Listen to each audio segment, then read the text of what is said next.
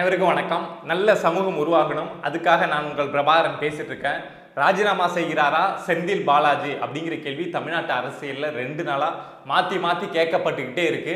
So இந்த சூழலில் ஆமாம் அவர் ராஜினாமா செய்கிறார் அப்படிங்கிற மாதிரி சட்டப்பேரவையில் இருந்து ஒரு சிக்னல் அப்படிங்கிறது கிடைச்சிருக்கு. சில பேருக்கு இந்த விஷயம் தெரியாதவங்களுக்கு ஒரு கேள்வி வரலாம், செந்தில் பாலாஜி என்னத்துக்கு ராஜினாமா செய்யணும்? அவர் தான் ஸ்டாலினோட மூத்த பையன் மாதிரி அரசியலில் திமுகவில் அவ்வளோ முக்கியத்துவம் கொடுக்குறாங்க. திராவிடத்தோட செல்ல பிள்ளையாவே செந்தில் பாலாஜி மாறிட்டாரு. அவர் என்னத்துக்கு ராஜினாமா செய்யணும் அப்படிங்கிற ஒரு கேள்வி வரலாம். என்ன அப்படின்னா, செந்தில் பாலாஜி ஜாமீன் வாங்கிட்டு வெளியில வந்தார்ல, நான் அமைச்சரா இல்ல, நான் வெளியில போய் எதுவுமே பண்ண மாட்டேன் அப்படின்னு சொல்லிட்டு தானே ஜாமீன் வாங்கிட்டு வெளியில வந்தாரு. ஆனா வெளியில வந்த 2வது நாளே அமைச்சர் ஆனார்ல. ஸோ இதை எதிர்த்து உச்சநீதிமன்றத்தில் ஒரு வழக்கு அப்படிங்கிறது போடப்பட்டது. உச்சநீதிமன்றமும் இந்த வழக்கு எடுத்து பல கட்டங்களா விசாரிச்சுட்டே இருந்தாங்க. அப்போ செந்தில் பாலாஜி தரப்புக்கு வந்து நிறைய கண்டனங்கள் அப்படிங்கிறத தெரிவிச்சாங்க. என்ன அப்படின்னா, செந்தில் பாலாஜி வந்து தான் அமைச்சரா இல்லை அப்படின்னு சொல்லிட்டு பிரமாண பத்திரம்லாம் எழுதி கொடுத்துட்டு தான் வெளியில போனாரு. வெளியில போயிட்டு 2வது நாளே அமைச்சரானது அப்படிங்கிறது நீதிமன்றத்தில் பொய் சொல்லிட்டு வெளியில போன மாதிரி இருக்கு. ஸோ செந்தில் பாலாஜி அமைச்சரா நீடிக்க விரும்புறாரா? ஆமா அப்படின்னா அவருடைய ஜாமீனை நாங்கள் கேன்சல் பண்ணுவோம் அப்படிங்கிற மாதிரி உச்ச நீதிமன்றத்தில் இந்த வழக்கு விசாரணை அப்படிங்கிறது போயிட்டு இருந்தது. இதுக்கு செந்தில் பாலாஜி தரப்பு வந்து மாற்றி மாற்றி ஏதோ காரணங்கள் சொல்லிட்டு இருந்தாங்க. அடுத்த இதில் நாங்கள் இதுக்கான காரணங்கள் சொல்றோம், அடுத்த வாய்தாவில் சொல்றோம் அப்படின்லாம் சொல்லிட்டு இருந்தாங்க. பட் உச்ச நீதிமன்றம் இறுதியா என்ன சொல்லியிருக்காங்க அப்படின்னா, வர திங்கட்கிழமை இருக்குல்ல, ஸோ அன்னைக்குள்ள செந்தில் பாலாஜி அமைச்சரா நீடிக்க விரும்புறாரா அப்படிங்கிற விஷயத்தை உறுதியா சொல்லணும். ஆமான்னு சொல்றீங்களா, நாங்க ஜாமீனை கேன்சல் பண்ணிட்டு போயிடுவோம் அப்படிங்கிற மாதிரி ஒரு கடுமையான உத்தரவை போட்டிருக்காங்க. இந்த சூழல்ல தான் செந்தில் பாலாஜி ராஜினாமா பண்ணிடுவாருப்பா, திங்கட்கிழமை வந்து இந்த வழக்கை திரும்ப உச்ச நீதிமன்றம் எடுத்து விசாரிக்கிறாங்க அப்படின்னா அவங்களுக்கு இந்த வழக்குல வந்து செந்தில் பாலாஜி வந்து அமைச்சர் பதவியிலேருந்து நீக்கக்கூடிய அதிகாரம் அப்படிங்கிறது உச்ச நீதிமன்றத்துக்கு இல்லை. ஆனா ஜாமீனை கேன்சல் பண்ணக்கூடிய அதிகாரம் உச்ச நீதிமன்றத்துக்கு இருக்கு. சோ திங்கட்கிழமை அவருடைய ஜாமீன் அப்படிங்கிறது கேன்சல் பண்ணப்படும் அப்படின்னு எல்லாரும் சொல்லிட்டு இருந்தாங்க. சோ அதுக்கு முன்கூட்டியே செந்தில் பாலாஜி வந்து அவருடைய பதவியை வந்து அமைச்சர் பதவியை ராஜினாமா பண்ணிடுவார் அப்படிங்கிறது தான் 2 நாளா தமிழ்நாட்டு அரசியல்ல திரும்ப திரும்ப பேசப்பட்ட ஒரு விஷயமா இருந்தது. சோ இந்த சூழல்ல தான் இன்னைக்கு சட்டப்பேரவையில சட்டத்துறை அமைச்சர் ரகுபதி அவர்கள் வந்து ஒரு மசோதாவை தாக்கல் பண்ணியிருக்காங்க. அந்த மசோதா என்னன்னு சொல்றதுக்கு முன்னாடி, இந்த மசோதா வந்து அந்த முன் வடிவம் இருக்குல்ல, அதுல வந்து செந்தில் பாலாஜி தான் இந்த மசோதாவை தாக்கல் பண்ணுவார் அப்படின்னு சொல்லப்பட்டிருந்தது சட்டப்பேரவையிலேயே. ஸோ இன்னைக்கு செந்தில் பாலாஜி வந்து அந்த மசோதாவை வாசிப்பாரு, அங்க இருக்கக்கூடியவங்க எல்லாம் மாத்தி மாத்தி அந்த மசோதாவில் இருக்கக்கூடிய நிறை குறைகள் கேள்வி எல்லாம் கேட்பாங்க அப்படின்னு நம்ம பொறுத்துட்டு இருந்தா, செந்தில் பாலாஜி வாசிக்கவே இல்லைங்க. முன்னாடி இந்த மசோதாவுக்கு யாரு இந்த கொண்டு வராங்க அப்படிங்கிற பேர் வந்து செந்தில் பாலாஜியோட பேர் தான் சொல்லப்பட்டிருந்தது.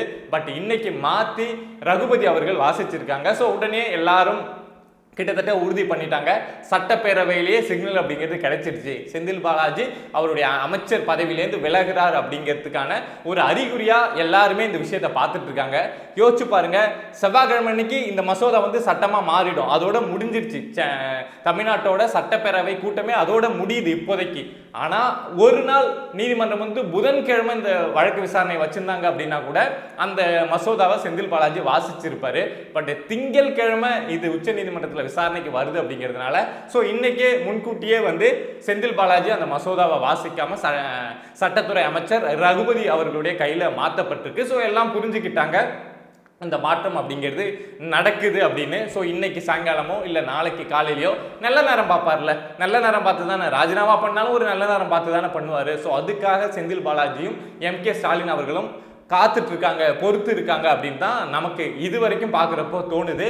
ஸோ என்ன மசோதா அது அப்படின்னா, உயிரி மருத்துவ கழிவுகளை வந்து பொது இடங்களில் கொட்டினா விசாரணையின்றி கைது செய்யலாம் அப்படிங்கிற ஒரு மசோதாவை கொண்டு வந்திருக்காங்க. நல்ல விஷயம் தான், ஆனால் அதை ஃபாலோ பண்ண நல்ல விஷயம் தான். இந்த பயோமெடிக்கல் வேஸ்ட் இருக்குல்ல, அது சும்மா கண்ட இடத்த வந்து ஒரு கிளினிக்கோ இல்லை ஒரு ஹாஸ்பிட்டலோ கண்ட இடத்த கொட்டுறது, அதனால மற்றவங்களுக்கு நோய் பரவுற விஷயம் அப்படிங்கிறது தொடர்ச்சியாக நடந்துட்டு இருக்கு. ஸோ அதை மாதிரி யாராவது செஞ்சாங்க அப்படின்னா விசாரணையின்றி கைது பண்ணலாம் அப்படிங்கிற ஒரு மசோதாவை இன்னைக்கு செந்தில் பாலாஜிக்கு பதிலாக ரகுபதி அவர்கள் கொண்டு வந்திருக்காங்க. ஸோ அடுத்த கட்டமாக என்ன நடவடிக்கை எடுப்பாங்க அப்படின்னு நம்ம பொறுத்து தான் பார்க்கணும்.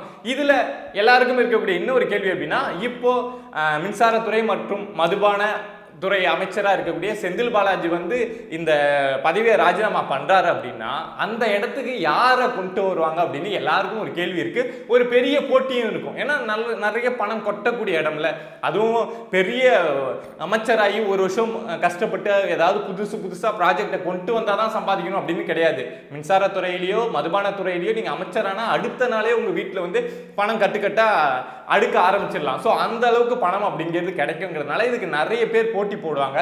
பட் இதுல 2 பேரோட பேர் அப்படிங்கிறது அடிப்படுதுங்க. அடுத்து இவங்க தான் வந்து செந்தில் பாலாஜி இருக்கக்கூடிய அந்த துறைக்கு அமைச்சராக போறாங்க அப்படின்னு. ஒன்று பிடிஆர் பழனிவேல் தியாகராஜன் அவர்கள், இன்னொன்று புதுமுகம் இளங்கோ அவர்கள். ஸோ பிடிஆர் அவர்களுக்கு ஏன் இந்த வாய்ப்பு கொடுக்கப்படுது அப்படின்னு சொல்றாங்கன்னா, சட்டப்பேரவையிலே பிடிஆர் சொல்லிட்டார்ல, இங்க வந்து எனக்கு அந்த பேச்சை நீங்களே பார்த்துருப்பீங்க அப்படின்னு நினைக்கிறேன். ரொம்ப ஒரு வருத்தத்தில் வந்து என்கிட்டலாம் இந்த கேள்வியெல்லாம் கேட்காதீங்க, நிதியும் அதிகாரமும் திறனும் இருக்கக்கூடிய அமைச்சர்களை பார்த்து கேளுங்க, என்கிட்ட எதுவுமே கிடையாது அப்படின்னு பிடிஆர் பழனிவேல் தியாகராஜன் ரொம்ப நேர்மையாக வந்து சட்டப்பேரவையிலே பேசியிருந்தாரு. ஸோ அதை அவரை சமாதானப்படுத்தணும். ஏன்னா எலெக்ஷன் வரப்போது 26 மதுரையில் வந்து அந்த ஓட்டை வந்து அவங்க தக்க வைக்கணும் அப்படின்னா பிடிஆர் அவர்களை வந்து சமாதானப்படுத்தி வச்சிருந்தா தான் முடியும் அப்படிங்கிறதுனால ஸோ இந்த துறையில பிடிஆருக்கு கொடுப்பதற்காக திமுக அரசு வந்து தலைமை வந்து முடிவு பண்ணியிருக்காங்க அப்படிங்கிற ஒரு செய்தி வெளியாயிருக்கு.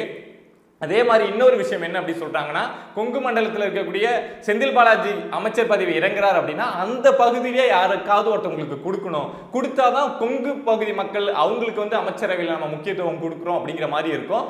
அதுவும் செந்தில் பாலாஜியோட கண்ட்ரோல்லே இருக்கணும். செந்தில் பாலாஜி வந்து அந்த துறைகளோட அமைச்சராக இல்லாமல் இருக்கலாம், ஆனால் அந்த துறையோட அமைச்சராக வரக்கூடிய நபர் அப்படிங்கிறது செந்தில் பாலாஜியோட புடியிலே இருக்கக்கூடிய நபராக இருக்கணும். பிடிஆர் அந்த இடத்துக்கு கொண்டு வந்து அவரு கேட்க மாட்டாரு, அவருக்கு பிடிச்ச மாதிரி தான் நடப்பாரு.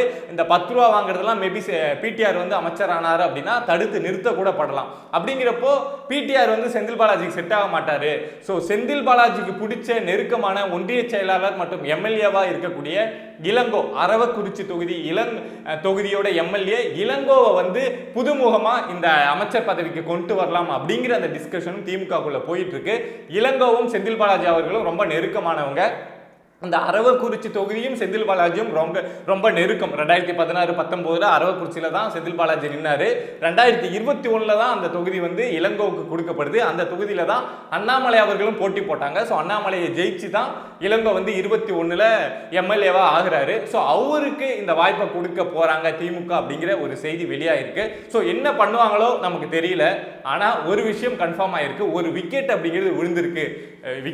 ஒரு விக்கெட்டை வந்து திமுகவிலேருந்து வீழ்த்துறது அப்படிங்கிறது சாதாரண விஷயம் கிடையாது. அதுவும் இந்த இடி கேஸ் அது இதுன்னு வீழ்த்தாம நீதிமன்றமே ஒரு விக்கெட்டை வந்து ஒரு கிளீன் போல்ட், ஒரு ஏக்கர்னு சொல்லுவாங்கல்ல, ஸோ அதை மாதிரி ஒரு ஃபயரிங் ஏக்கரை போட்டு இப்போ ஒரு விக்கெட்டை வந்து உச்ச நீதிமன்றம் திமுகவிலேருந்து எடுத்திருக்காங்க. ரொம்ப முக்கியமான விக்கெட்டுங்க. இப்போ நம்ம சிஎஸ்கே டீம்ல வந்து தோனி விக்கெட் எடுத்தா அந்த டீமே தள்ளாடும்ல, ஸோ அதை மாதிரி தான் செந்தில் பாலாஜியோட விக்கெட்டை எடுக்கிறது அப்படிங்கிறது திமுக அரசுக்கு கைகால் உடஞ்சு போன மாதிரி. ஸோ அந்த விக்கெட்டை உச்ச நீதிமன்றமே வந்து எடுத்திருக்கிறதுனால ஒரு நம்பிக்கை அப்படிங்கிறது வருது. ஸோ அடுத்து என்ன பண்றாங்க, இப்போ ஒரு அமைச்சருக்கு இந்த பாதிப்பு அப்படிங்கிறது வந்திருக்கு. ஸோ அடுத்தடுத்து இன்னும் இதே மாதிரி எத்தனையோ அமைச்சர்கள், பொன்முடி அவர்கள் வந்து பதவி விலகணும் அப்படின்னு சொல்லிட்டு இருக்காங்க, துரைமுருகன் அவர்கள் மேல வழக்கு போயிட்டு இருக்கு. அப்படிங்கிறப்போ அடுத்தடுத்தும் இதை மாதிரி ஏதாவது ஒரு நல்ல செய்தி காதுக்கு வரும் அப்படின்னு நம்ம பொறுத்திருந்து தான் பார்க்கணும். ஸோ ரொம்ப நாளாக பேசிக்கிட்டே இருந்தோம், செந்தில் பாலாஜிக்கு ரொம்ப போயிட்டு இருக்காரு, என்னென்னமோ பண்ணிட்டு இருக்காரு அப்படின்னு. இறுதியாக ஒரு நடவடிக்கை அப்படிங்கிறது வந்திருக்கு அப்படின்னு நான் நம்புறேன். இன்னும் ஒரு 12 மணி நேரத்துக்குள்ளேயோ இல்லை ஒரு 18 மணி நேரத்துக்குள்ளேயோ செந்தில் பாலாஜி ராஜினாமா அப்படிங்கிற ஒரு பிரேக்கிங் வருவதற்கான வாய்ப்பு அப்படிங்கிறது 90% உண்டு. பொறுத்திருந்து பார்ப்போம்.